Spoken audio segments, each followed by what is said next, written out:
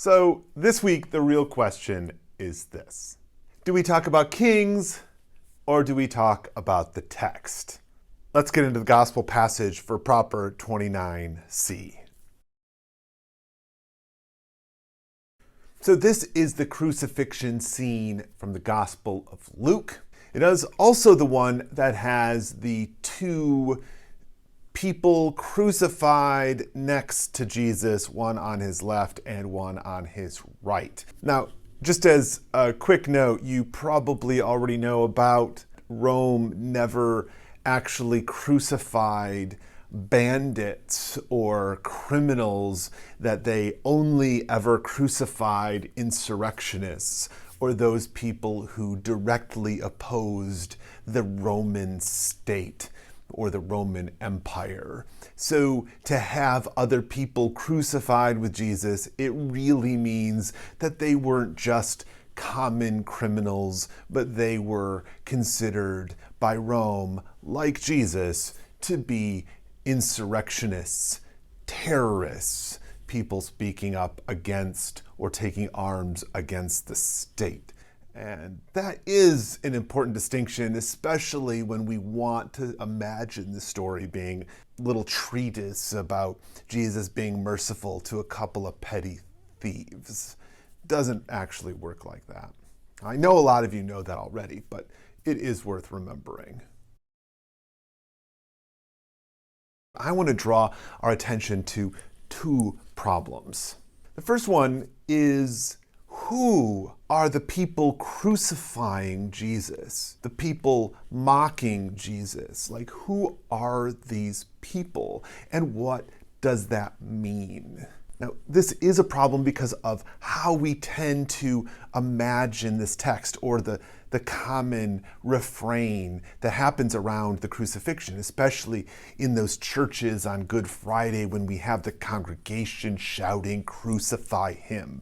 We think of this as humanity crucifying Jesus, when it is actually some pretty specific people. Who are the people who want Jesus dead?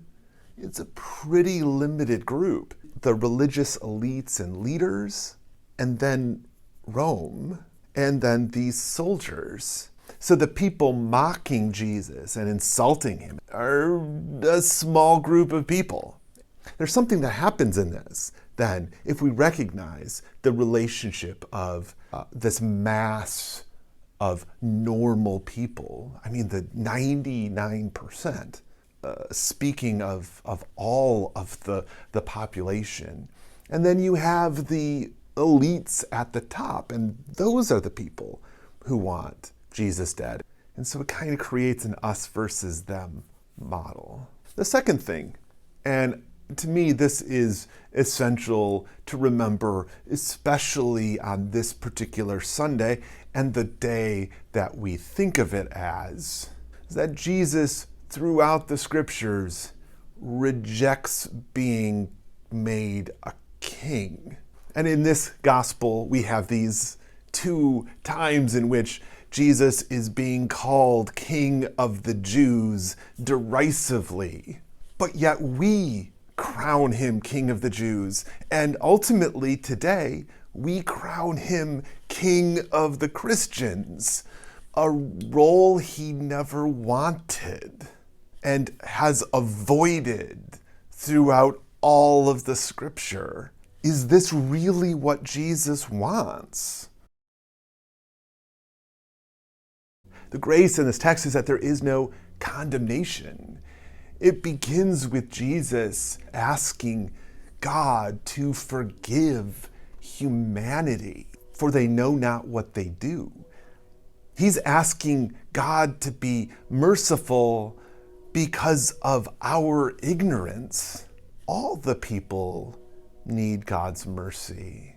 So for those of us who are trying to figure out then what to do, how to be, and what to believe in the end, we're left in much the same position that the disciples are, which is to rely on all that Jesus has taught and continues to teach us, that We are to love and show mercy and forgive and share and be generous.